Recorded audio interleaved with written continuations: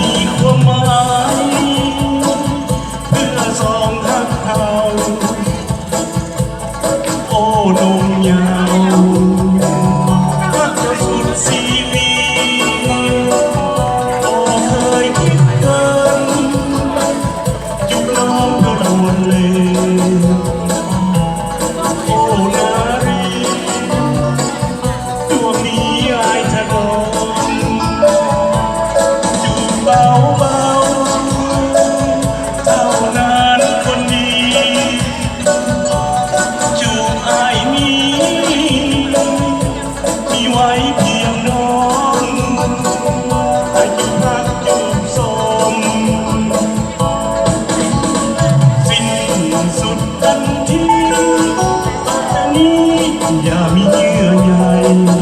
เมื่อรักเขาสางสลาย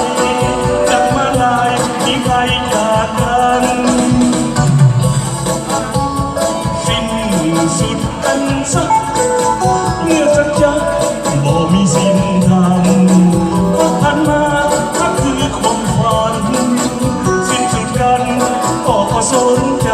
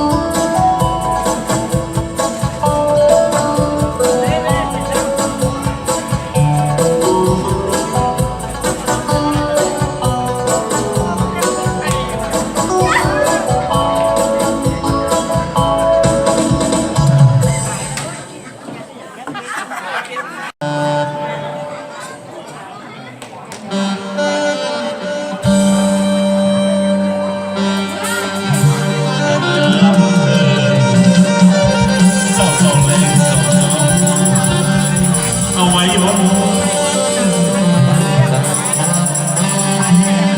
ลานางเอ๋ยสมความท่านจะเป็นเมียนายให้กินขอเศร้าสองแรงสองได้อยู่มีนิ่งและหอมแก้มน้ำก่อนสิออกจากบ้านไปหาสู่ในตอนย่ำแรงจะมาหอดบ้านหอมสองเดือนเดินทางผ่านเศร้ากระสองแรงกระสองเจ้าเอาไว้อยู่บนโลกอ้าวอย่าขอเสนออ้าว